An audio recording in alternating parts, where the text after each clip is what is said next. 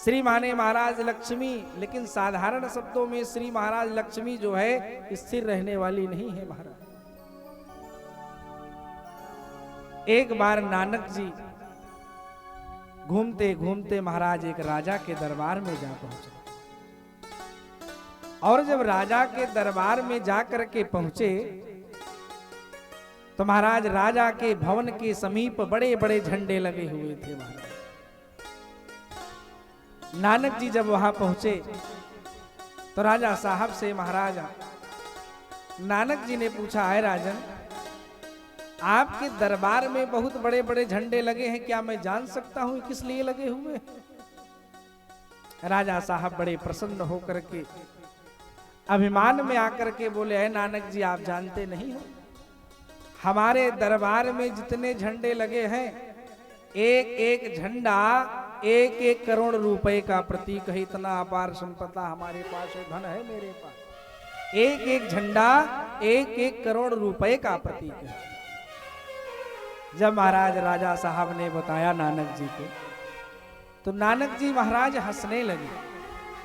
अब राजा साहब ने सोचा कि मैं अपनी संपत्ति बताया और नानक जी हंस रहे हैं।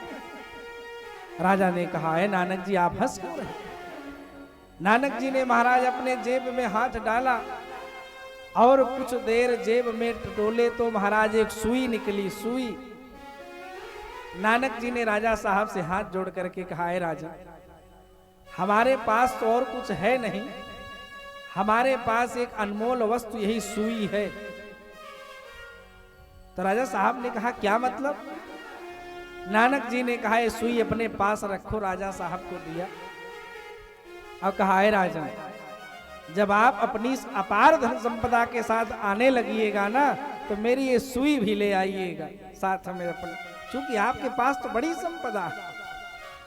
राजा साहब समझ गए महाराज नानक जी के चरणों में गिर पड़े और विचार करने लगे। सोचिए कि साथ में एक सुई नहीं जाने वाली है, किस संपत्ति का अभिमान और किस संपत्ति का घमंड करें।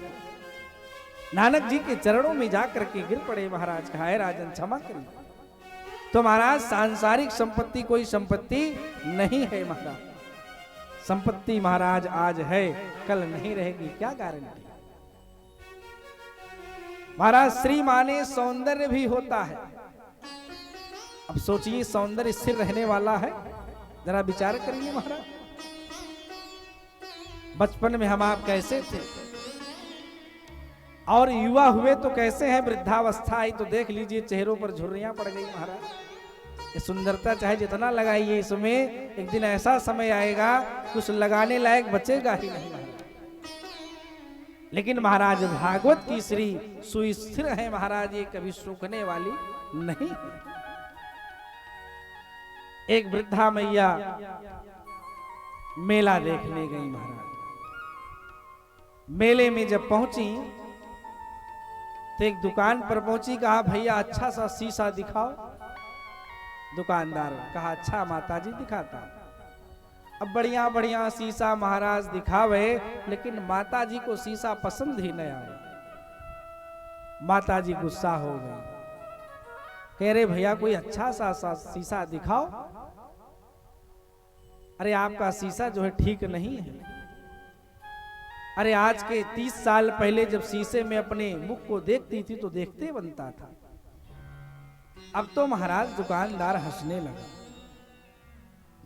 कहा, रे माताजी जरा विचार करो, आप शीशे में दोष लगा रही हो, शीशे में कोई दोष नहीं है। अरे जरा विचार करो माताजी, आज के 30 साल पहले तुम कैसी दिखती थी और आज कैसी दिख रही हैं, तो दोष आपके स्वरूप में है, शीशे में दोष नहीं है महाराज। तो महाराज ये सुंदरता, ये शरीर भी स्थिर रहने वाली नहीं है।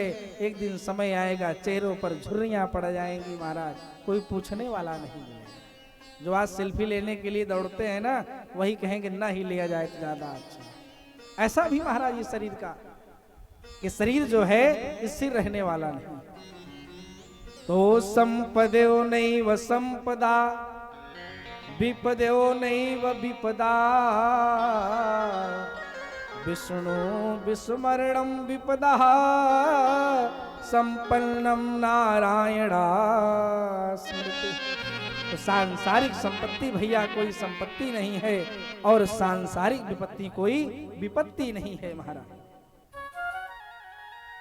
तो इसलिए भगवान के चरण में, भगवान के शरण में हम आप जब जाएं महाराज तो पूर्ण मन लेकर के जाएं, शुद्ध मन लेकर के जाएं।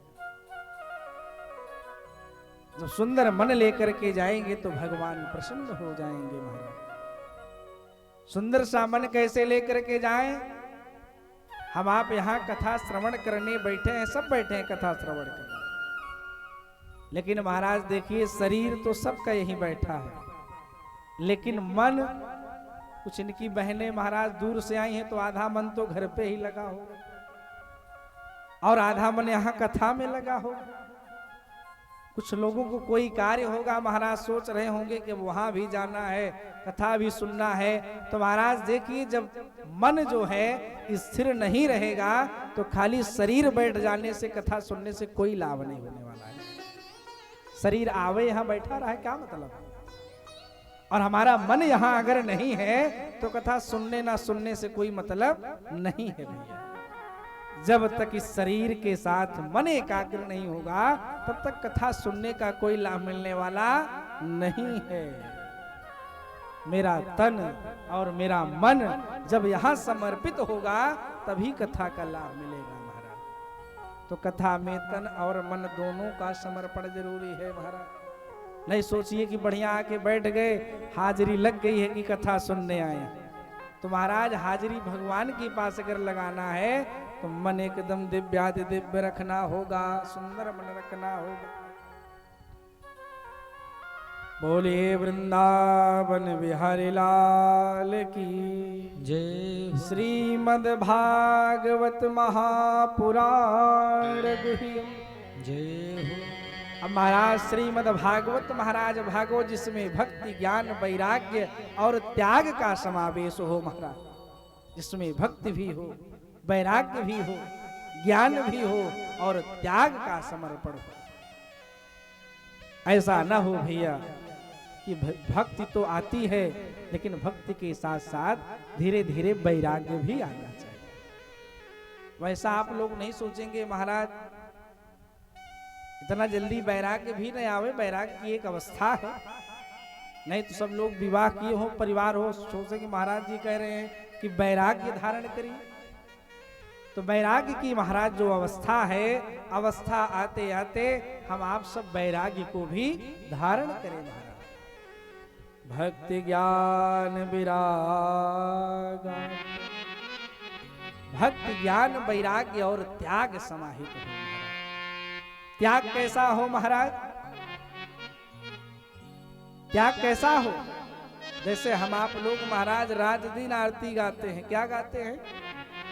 ओम जय जगदीश हरे, स्वामी जय जगदीश हरे, भक्त गणों के संकट, दास जनों के संकट क्षण में दूर करे, ओम जय जगदीश हरे।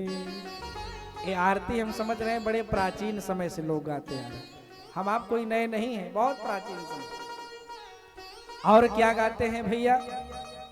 तन मन धन सब कुछ है तेरा, अरे स्वामी सब कुछ है तेरा,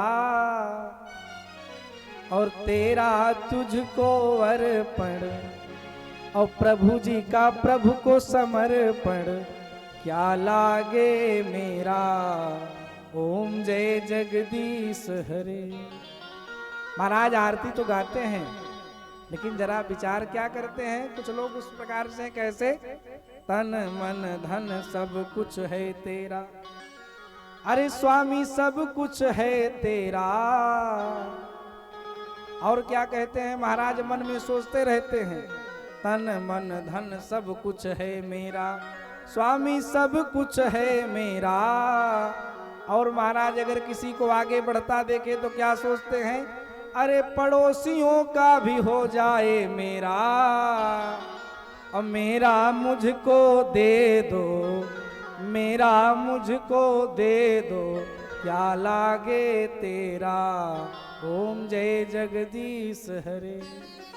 तो महाराज कुछ लोग ऐसे भी हैं, पूजा पाठ कर रहे हैं, मन में संपत्ति दौड़ रही, उनका भी मिल जाता, उनका भी मिल जाता तो कितना अच्छा रहता महाराज।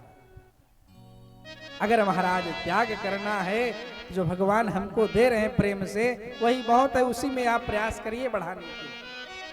किसी का महाराज जबरदस्ती छीन लेंगे तो जैसे आएगा ना वैसे वापस चला भी जाएगा महाराज, रुकने वाला नहीं। तो आइए हम आप आज लोग भागवत की कथाओं में महात्म्य में प्रवेश करते हैं। सच्चिदानंद रूपाय विश्वोत्पत्त्यादिहेतवे तापत्रय विनाशाय श्री कृष्णाय वयं नमः। भगवान महाराज बड़े ही सच्चिदानंद रूपा, भगवान चित चित और आनंद स्वरूप है महाराज। सच्चिदानंद रूपाय, और भगवान महाराज हेतु किसके हैं? विश्वोत्पत्त्यादि हेतु। भगवान महाराज जब चाहें सृष्टि करें, जब चाहे उत्पत्ति करें, जब चाहे विनाश करें, जब चाहे जन्म करा दें, जब चाहे मृत्यु करा दें। सारी व्यवस्था सब उनके हाथ में, हम आप कुछ नहीं कर सकते। तापत्रय विनाशाय, और भगवान अगर कृपा कर दे महाराज तो 3 प्रकार तापों का भी शमन हो जाता है। दैहिक दैविक भौतिक तापा, दैहिक दैविक और भौतिक त्रिविध पाप ताप है महाराज, इनका भी भगवान अपनी कृपा से समन कर देते हैं। श्री कृष्णाय वयं नमः। ऐसे भगवान श्री कृष्ण की हम सब वंदना करते हैं। बोलिए कृष्ण कन्हैया लाल की जय हो। यम प्रभजन्तमनुपेतम पेत कृत्यम द्वैपायनो विरह कातराजुहार।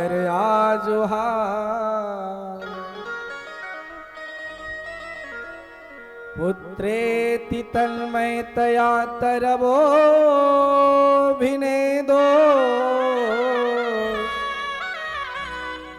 तं सर्वभूत हृदयं मुनिमानतोऽस्मि। यम प्रवजंत मनुपेतम प्रेत कृत्यम। महाराज प्रवजंत मनुपेतम प्रेत कृत्यम माने जिस समय सुखदेव जी महाराज का महाराज जन्म हुआ, यम प्रवजंत मनुपेतम प्रेत कृत्यम, और जन्म लेते ही जब वन की ओर जाने लगे तो व्यास जी विरह कातर होकर के, बेटा बेटा बेटा कहाँ जा रहे हो, कहाँ जा रहे हो। पुत्रेति तन्मयतया तरवोभिने।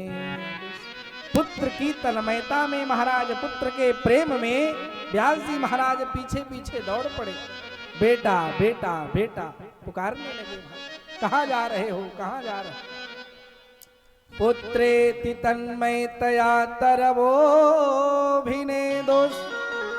तं सर्वभूत हृदयं मुनिमानतोष। और महाराज सुखदेव जी महाराज चले जा रहे हैं, सुन भी नहीं रहे हैं, अपने आप में महाराज पर निष्ठित हैं, अद्वैत हैं महाराज। इसलिए महाराज ऐसे सुखदेव जी महाराज की हम आप वंदना करते हैं। बोलिए सुखदेव जी महाराज की जय हो। अब महाराज पावन नैमिषारण्य क्षेत्र में बैठ करके यह पुनीत कथा 88,000 ऋषि मुनि, सौनक इत्यादि 88,000 ऋषि मुनि महाराज बैठ करके ऋषियों को महाराज या कथा सूत जी महाराज सुना रहे। और भागवत में महाराज या प्रमुख संवाद है सूत शौनक संवाद। तो महाराज मुख्य श्रोता कौन है? शौनक जी हैं महाराज। और सूत जी महाराज दिव्य रूप से कथा अमृत का रसस्वादन करा रहे हैं। महाराज कथा सुनने की कुशलता होनी चाहिए। जैसे कथा कहीं भी हो महाराज, कथा सुनने हम जाते हैं ना, तो हमारा आपका स्वभाव है कि महाराज हम ग्रहण करने कम दोष ढूंढने ज्यादा जाते हैं। ये हमारा आपका स्वभाव है। जहां भी कथा सुनने गए तो कुछ श्रोता ऐसे भी होते हैं, ग्रहण करने कम जाते हैं, दोष ढूंढने ज्यादा जाते हैं। कि चल रहे हैं वहां, जो महाराज जी आए हैं कथा सुनाने, कुछ पढ़े लिखे हैं, जानते हैं कि नहीं जानते। और महाराज जिनके यहाँ कथा हो रही हो, अच्छी व्यवस्था है कि नहीं है, ये सब ज्यादा ध्यान देते हैं महाराज। तो महाराज अगर कथा में हम आप आए हैं तो दोष को महाराज ढूंढिए ही मत। जो गुण मिले महाराज उसी को ग्रहण करिए और उसी में प्रसन्न रहिए महाराज। कुछ लोग तो महाराज आजकल थर्मामीटर लेके जाते हैं कि व्यास जी हैं, कुछ पढ़े लिखे विद्वान हैं कि नहीं महाराज। भगवान की कथा में हम आप जहां भी जाएं भैया, पूर्ण मन से भगवान की कथा को सुने। जैसे हनुमान जी महाराज सुनते हैं महाराज, प्रभु चरित्र सुनी बेको रसिया, प्रभु चरित्र सुनी बेको रसिया, राम लखन सीता मन बसिया, प्रभु चरित्र सुन बेको रसिया, राम लखन सीता मन बसिया, प्रभु चरित्र सुन बेको रसिया, प्रभु चरित्र सुन बेको रसिया, राम लखन सीता मन बसिया, राम लखन सीता मन बसिया। जिस प्रकार से हनुमान जी महाराज भगवान की कथा को सुनने में कुशल हैं, उसी प्रकार से महाराज हमको आपको भी कुशल होना चाहिए। भगवान श्री हनुमान जी भगवान की कथाओं को अहरनिश सुनते रहे और बड़े मन से बड़े भाव से श्रवण करते रहे। जिस समय भगवान श्री राम जी साकेत जाने लगे, सब साकेत जाने के लिए तैयार हुए। अब महाराज सब धीरे धीरे एकत्रित हो गए, लेकिन हनुमान जी महाराज नजर नहीं आए। प्रभु श्री राम जी ने सुमंत्र जी से कहा है, सुमंत्र सब तो चलने के लिए तैयार हो गए, लेकिन हनुमान जी नहीं दिखाई दे रहे।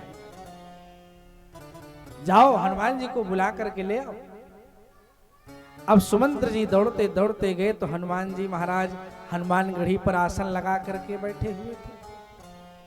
सुमंत्र जी ने कहा, अरे हनुमान चलो प्रभु बुला रहे हैं।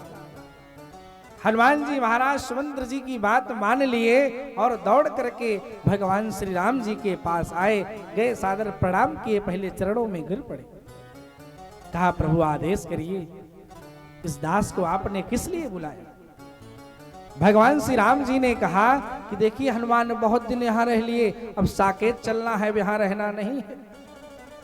हनुमान जी महाराज रोने लगे और रोते रोते भगवान श्री राम जी के चरणों में गिर पड़े।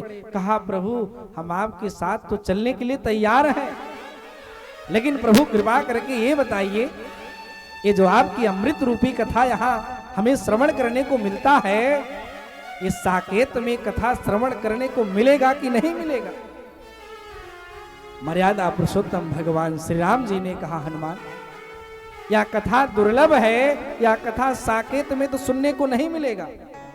हनुमान जी महाराज रोते रोते राम जी के चरणों में फिर से गिर पड़े। कहा, प्रभु अगर साकेत में हमें कथा नहीं मिलेगी तो कृपा करके हमें यहीं रहने दीजिए।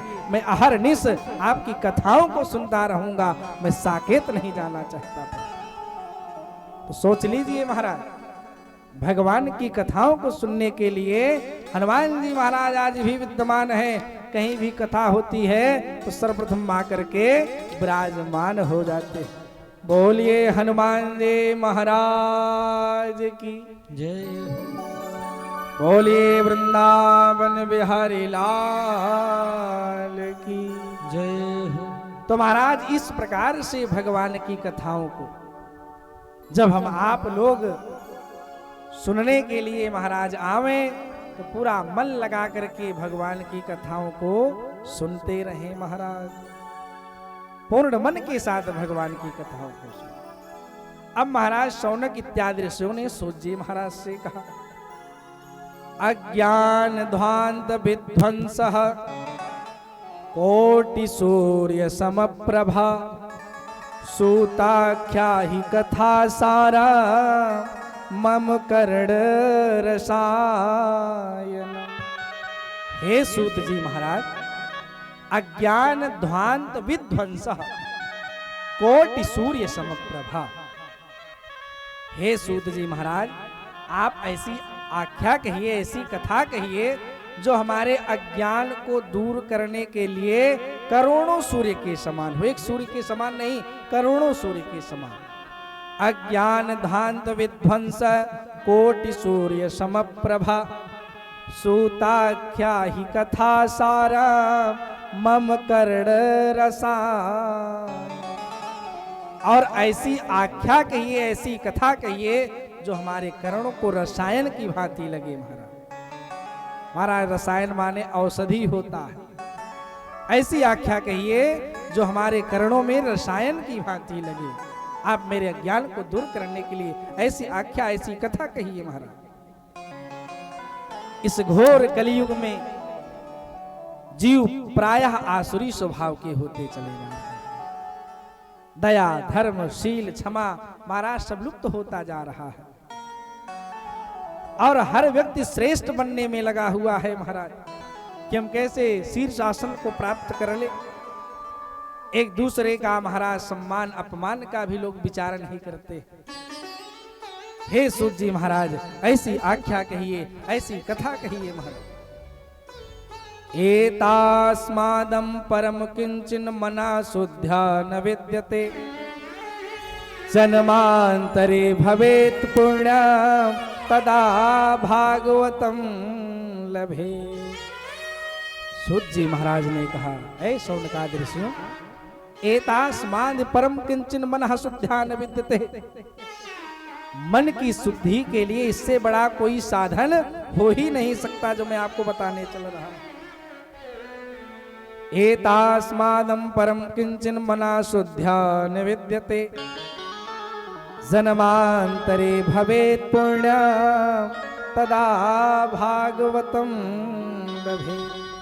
जब जन्म जन्मांतर कल्प कल्पांतर युग युगांतर के पुण्य उदित होते हैं महाराज, तब श्रीमद् भागवत महापुराण श्रवण करने का सुअवसर प्राप्त होता है।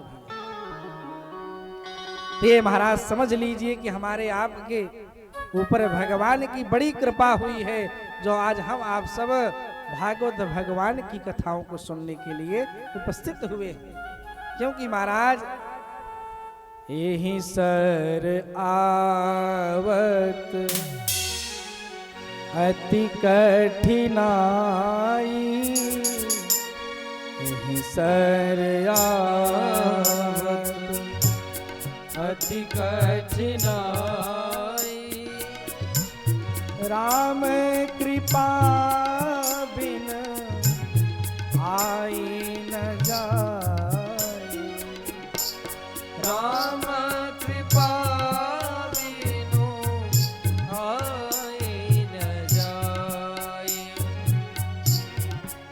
सर आवत अति कठिनाई,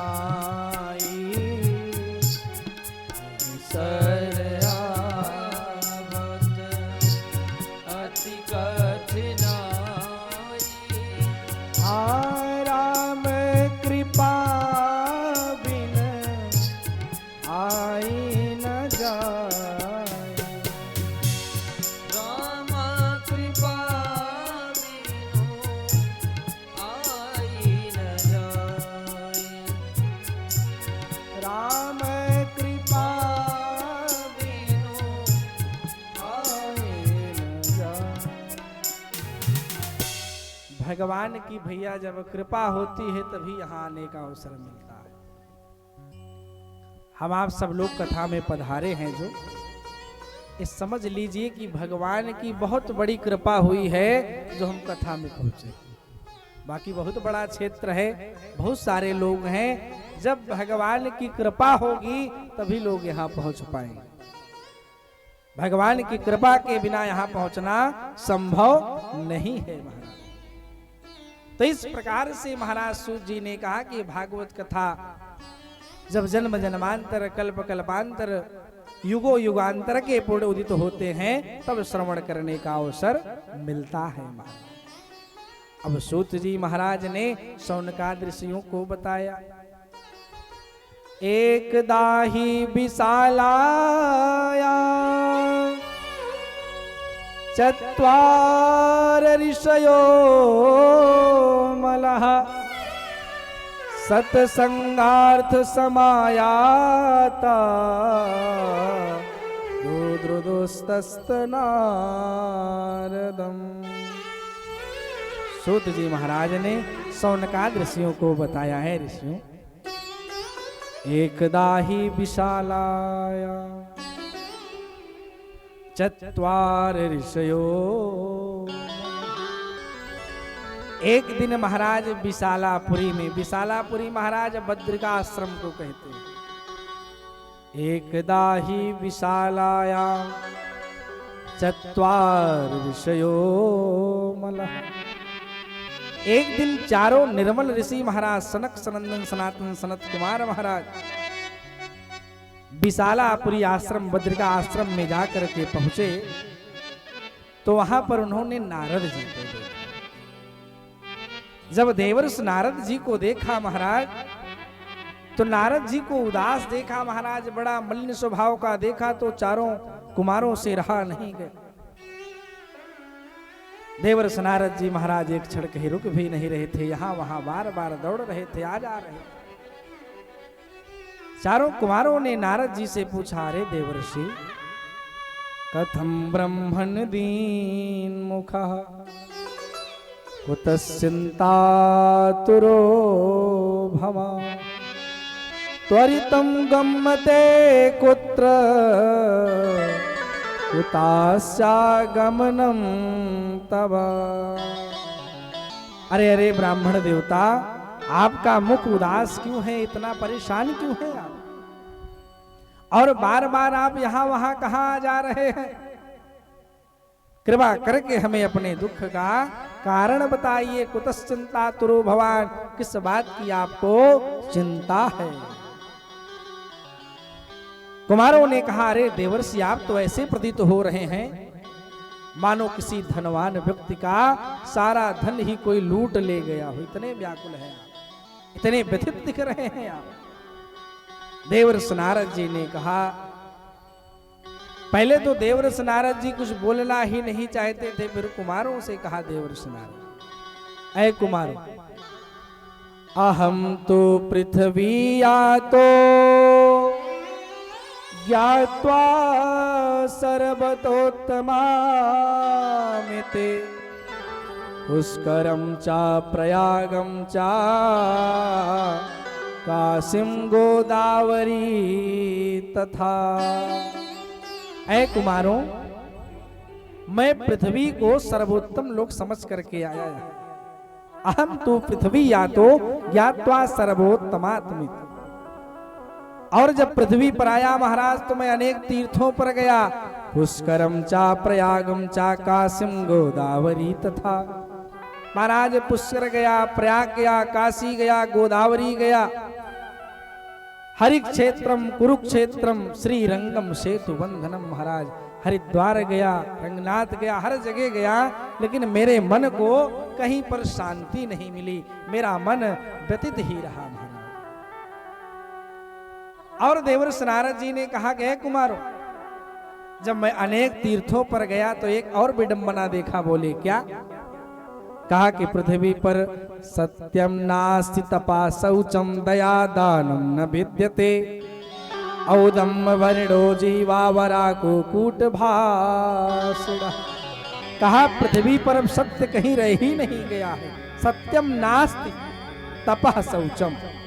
और अब महाराज कोई तप भी नहीं करना चाहता, ना कोई भगवान की आराधना करना चाहे, न तप करना चाहे, कोई त्याग करना ही नहीं चाहता। सत्यम नास्ति तपः शौचम दया। महाराज दया नाम की चीज तो धीरे धीरे विलुप्त होती जा रही है, दया रह ही नहीं गई है। दानम न विद्यते। और महाराज धीरे धीरे दान भी लुप्त हो रहा है। और महाराज अगर लोग दान भी दे रहे हैं तो दिखावे के लिए दान दे रहे हैं। दान भी देते हैं तो किस लिए? दिखावे के लिए। हमने देखा है महाराज और सुना भी है, आप लोग भी सुने होंगे।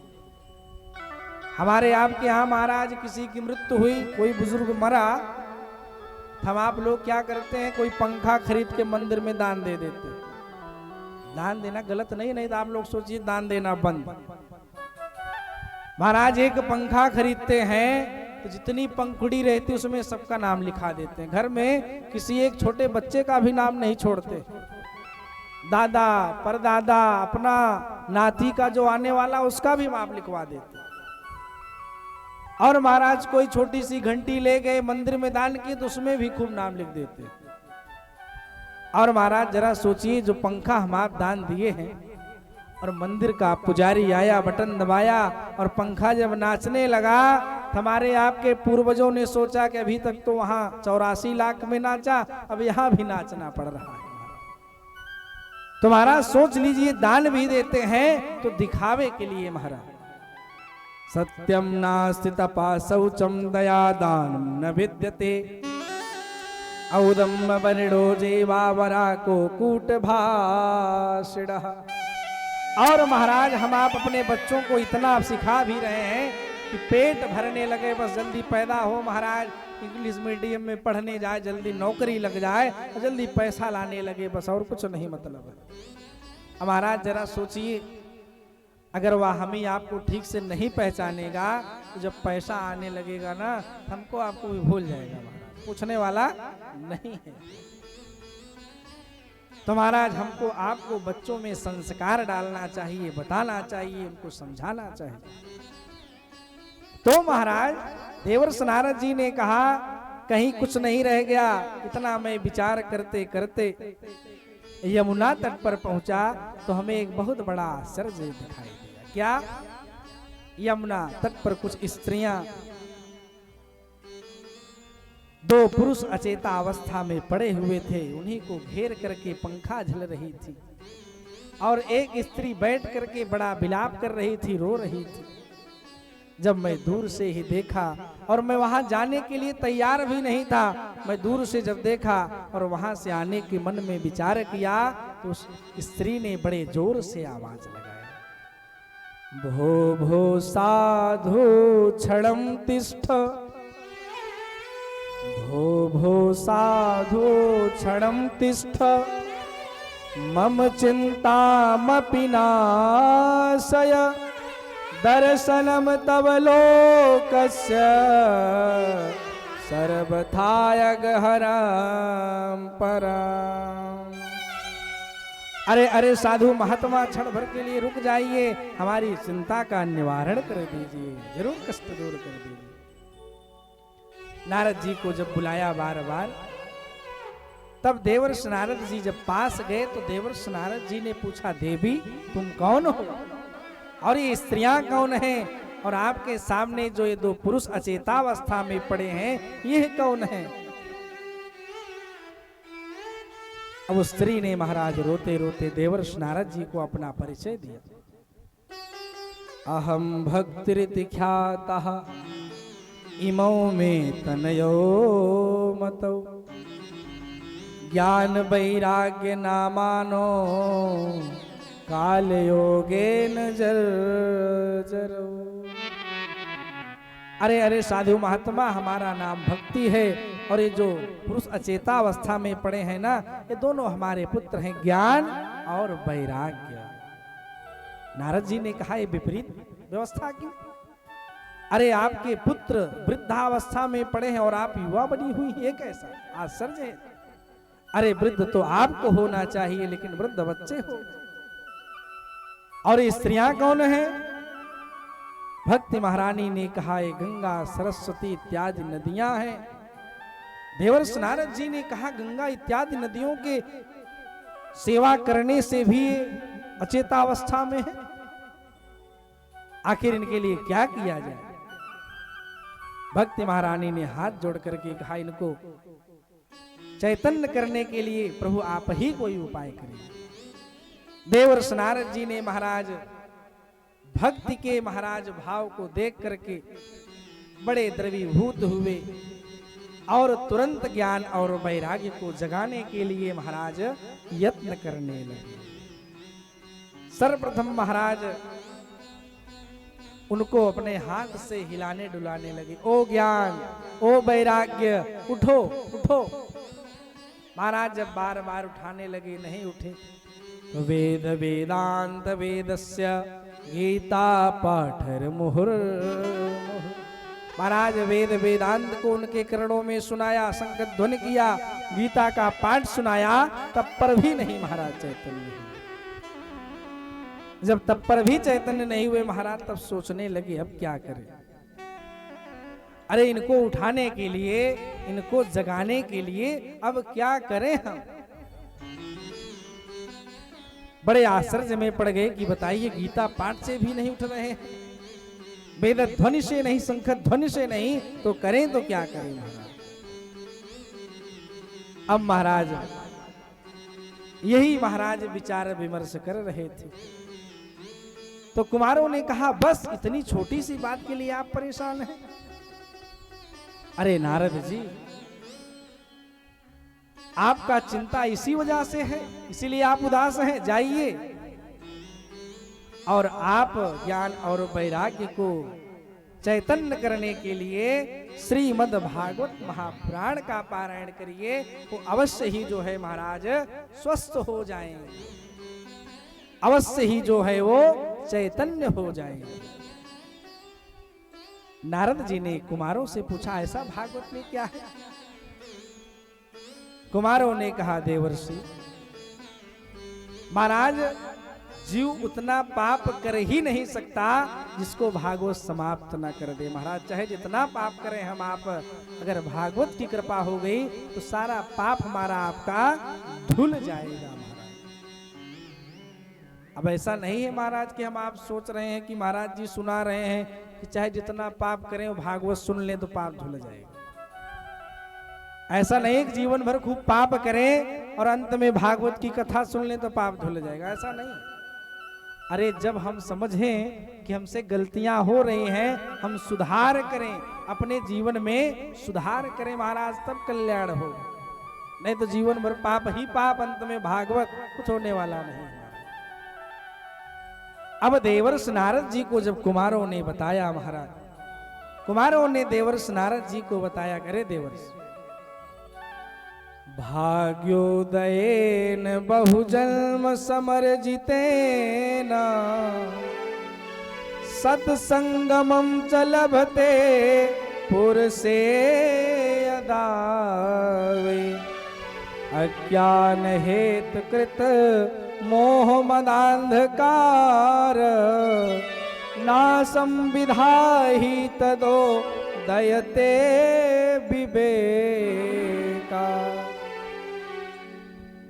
कुमारों ने कहा है देवर्षि, भाग्योदयेन बहुजन्म समर्जितेन, जब अनेक जीवन के भाग्य उदय होते हैं ना, अनेक जन्मों के भाग्य उदय होते हैं तब श्रीमद् भागवत महापुराण श्रवण करने का अवसर मिलता है और इसके श्रवण मात्र से ही सारे पाप ताप सब महाराज धुल उठते हैं, सब नष्ट हो जाते हैं और परम आनंद की अनुभूति होती है महाराज।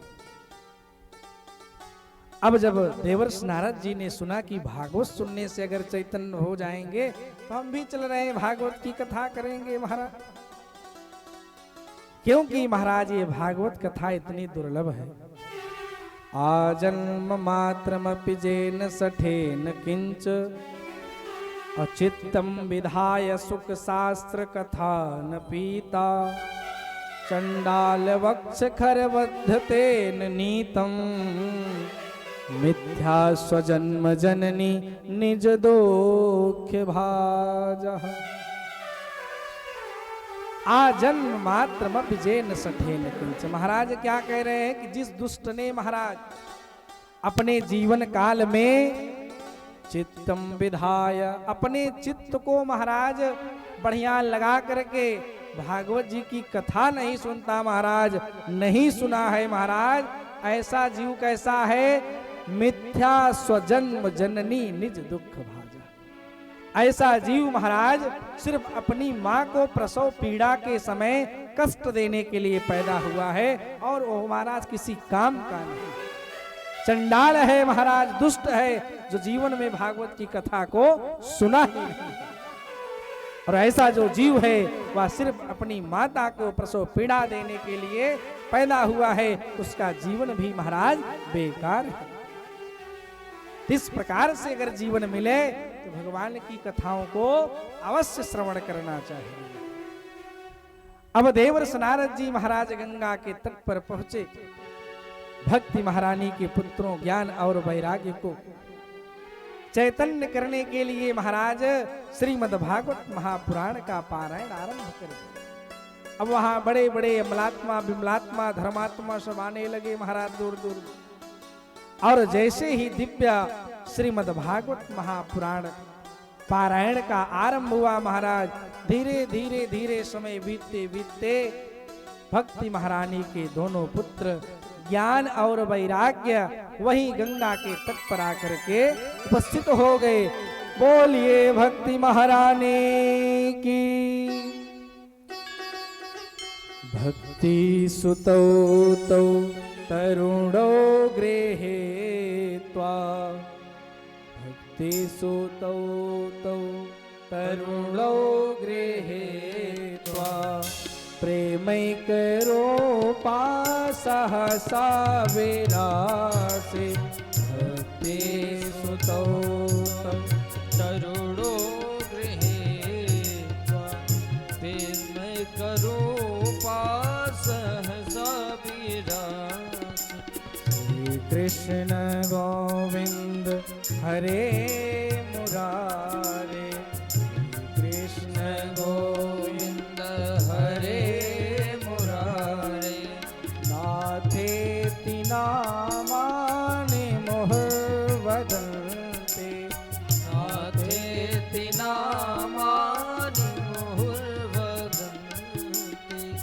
नाथेति नामानि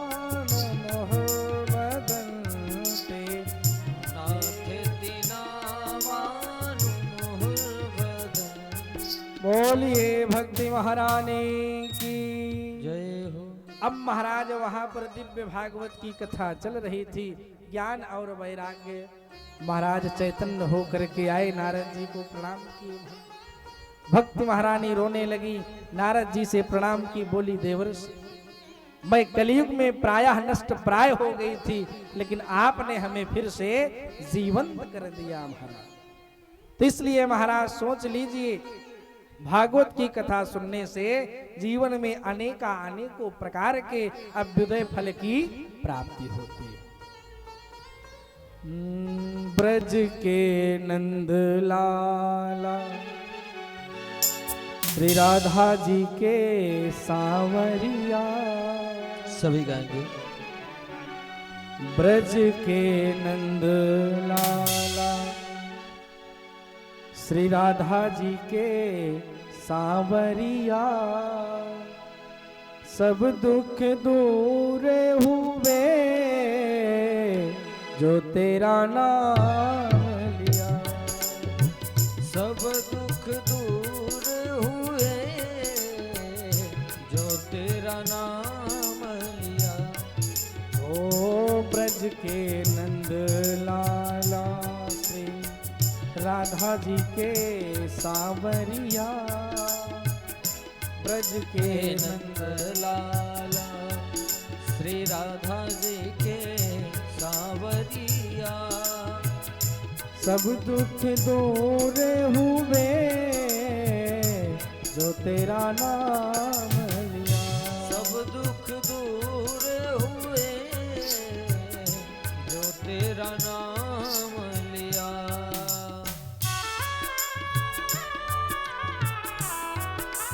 सभी लोग मीठी मीठी तालियों की सेवा देते रहें धीरे धीरे।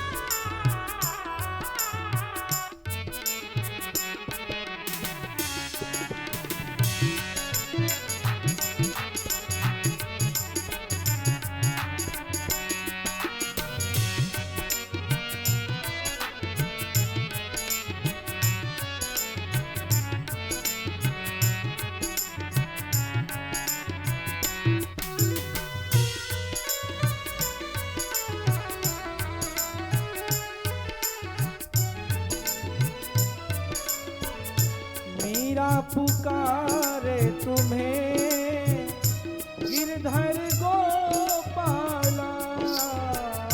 मीरा पुकारे तुम्हें गिरधर गोपाला।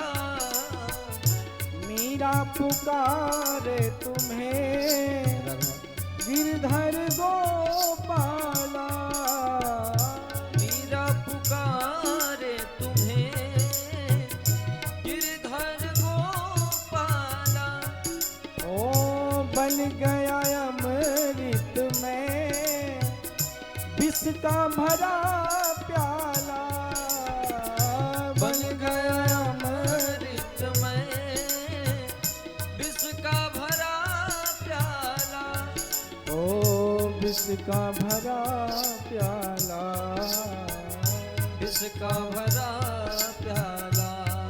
ओ कौन मिटाए उसे, कौन मिटाए उसे जिसे तूने राख लिया। कौन मिटाए मिटाए उसे जिसे तूने राख लिया। सब दुख दूर हुए जो तेरा नाम लिया। सब दुख दूर हुए जो तेरा नाम लिया।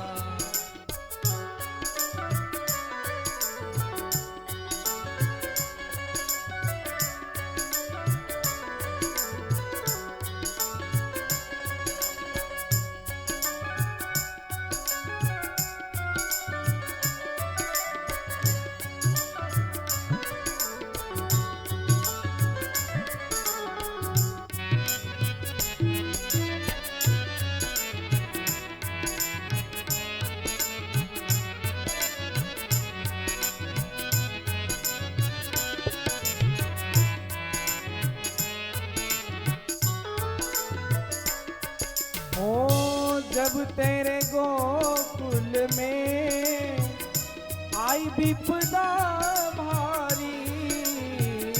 जब तेरे गोकुल में आई विपदा भारी। जब तेरे गोकुल में आई विपदा भारी। जब तेरे गोकुल में आई विपदा भारी। एक इशारे में सारी विपदा टारी। एक इशारे में सारी विपदा टारी। सारी विपदा टारी। सारी विपदा टारी।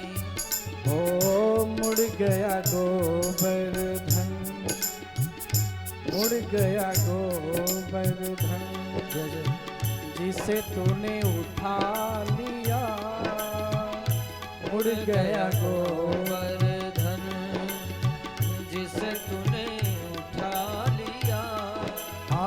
सब दुख दूर हुए जो तेरा नाम,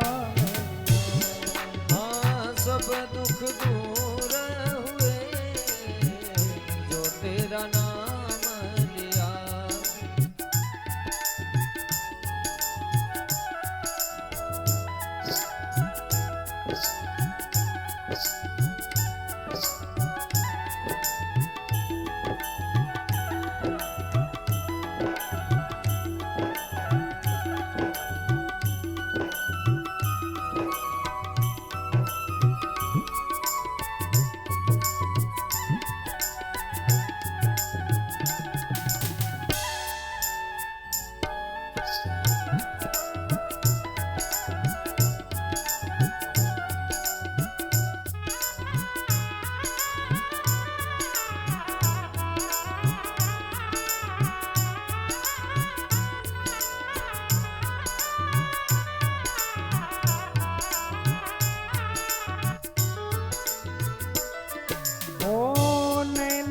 श्याम बसे मन में गिरधारी, नैनों में श्याम बसे मन में गिरधारी, नैनों में श्याम बसे मन में गिरधारी, नैनों में श्याम बसे मन में गिरधारी।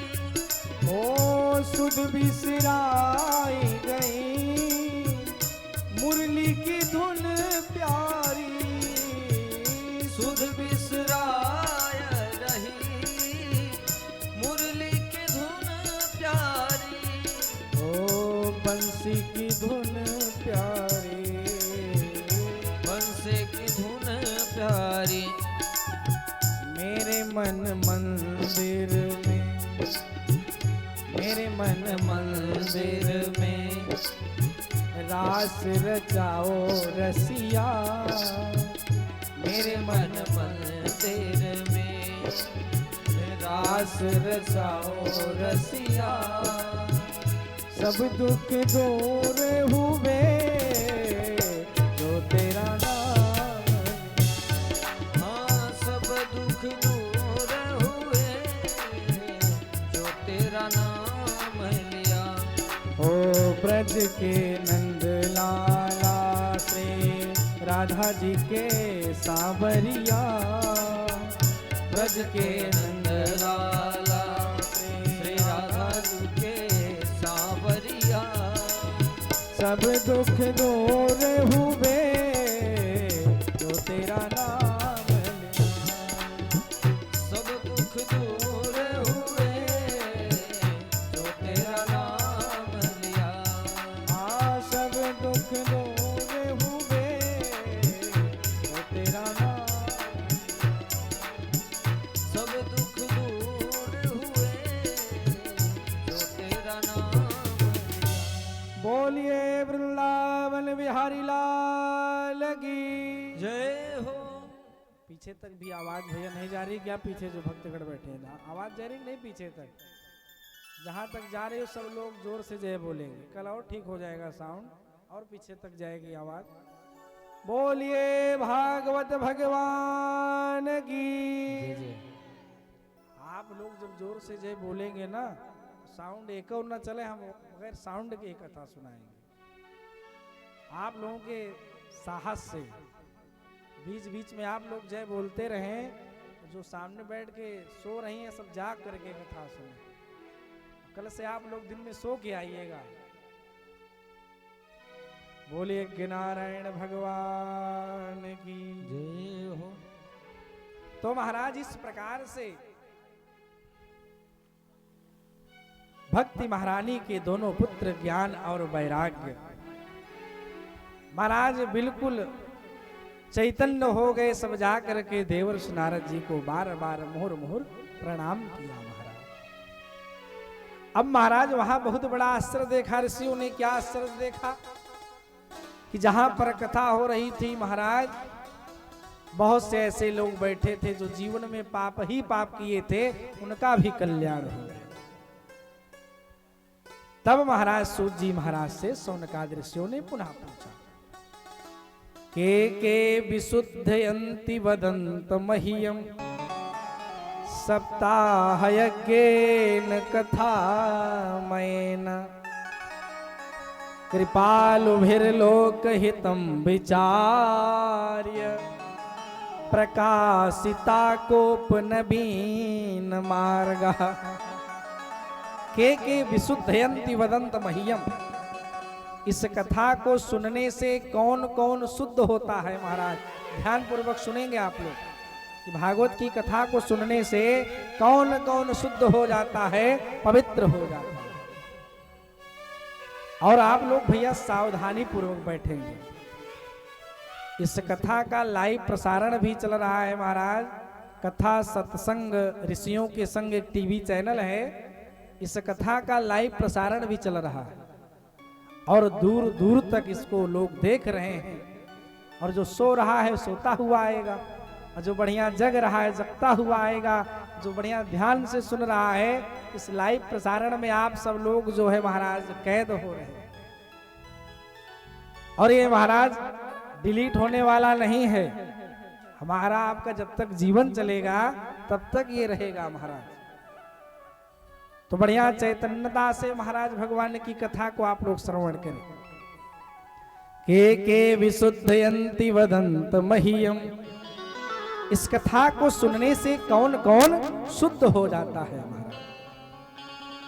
तब महाराज सूत जी महाराज ने कहा, जे मानवः पाप कृतस्तु सर्वदा सदा दुराचार रता विमार्गः क्रोधाग्निदग्धा कुटिलासि कामिनः सप्ताह यज्ञेन कलो पुनन्त ते।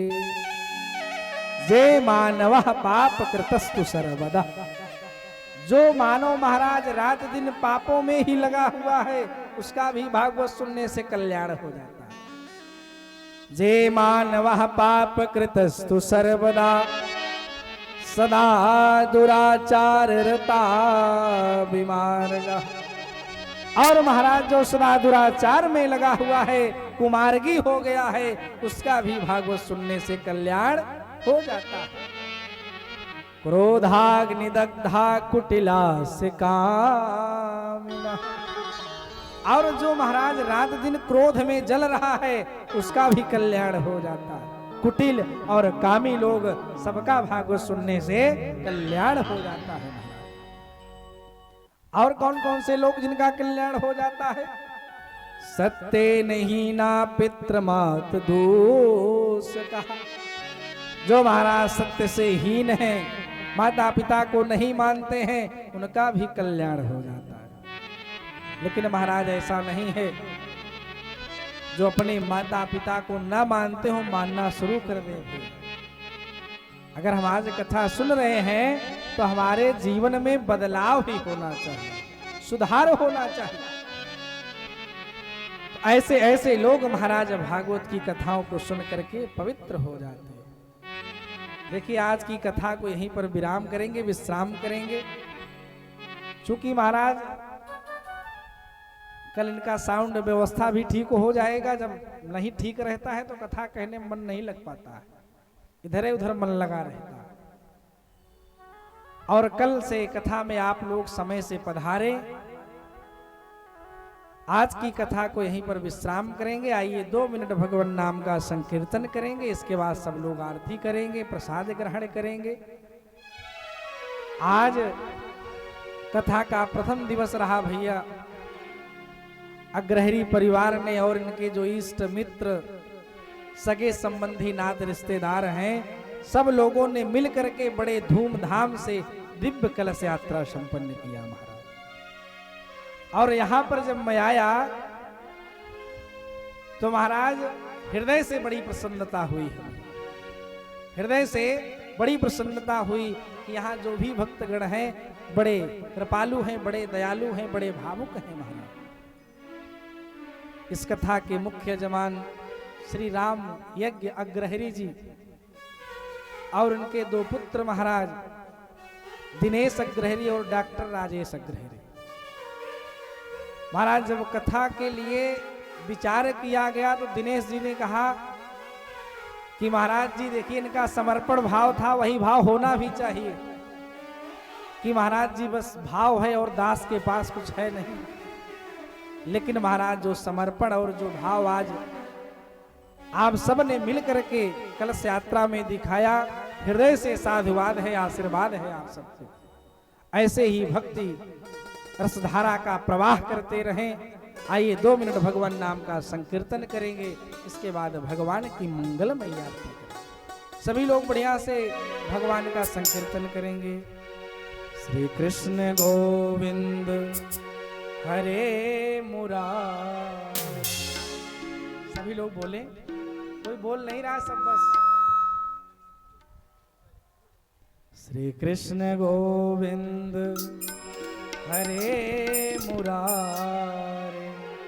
हे नाथ नारायण वासुदेव।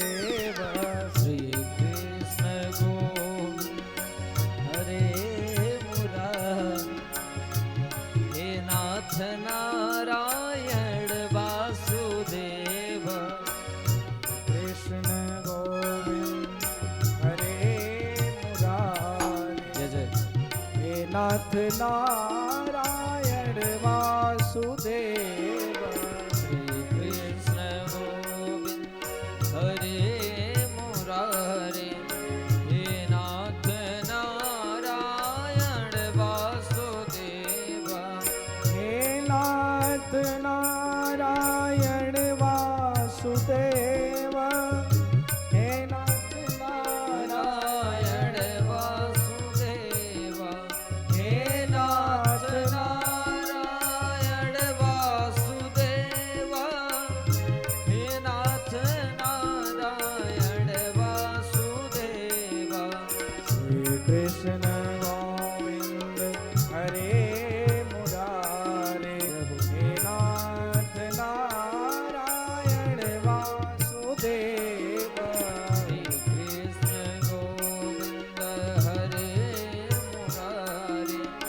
हे नाथ नारायण वासुदेव।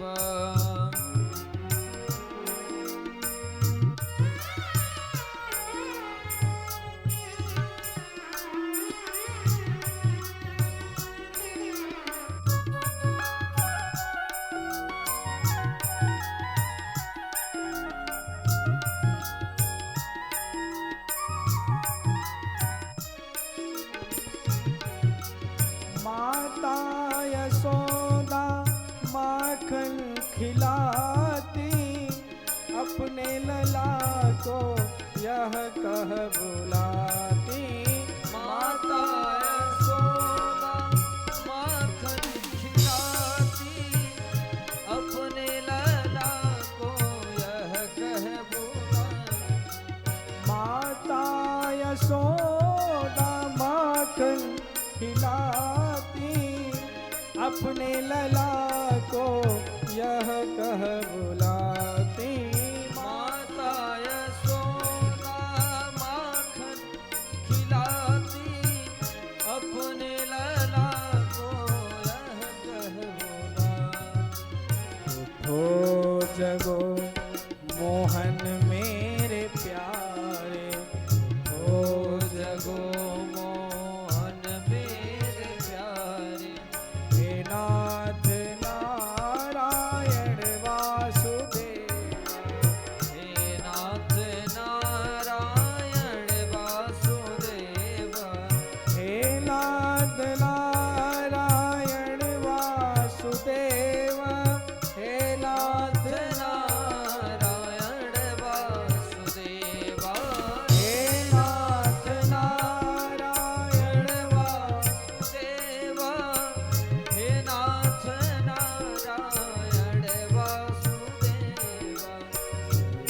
कृष्ण गोविंद हरे मुरारे। हे नाथ नारायण वासुदेव कृष्ण गोविंद हरे मुरारी। हे नाथ नारायण वासुदेव कृष्ण गोविंद हरे मुरारी। हे नाथ नारायण वासुदेव हे नाथ नारायण वासुदेव हे नाथ नारायण वासुदेव हे नाथ नारायण वासुदेव। बोलिए भागवत भगवान की।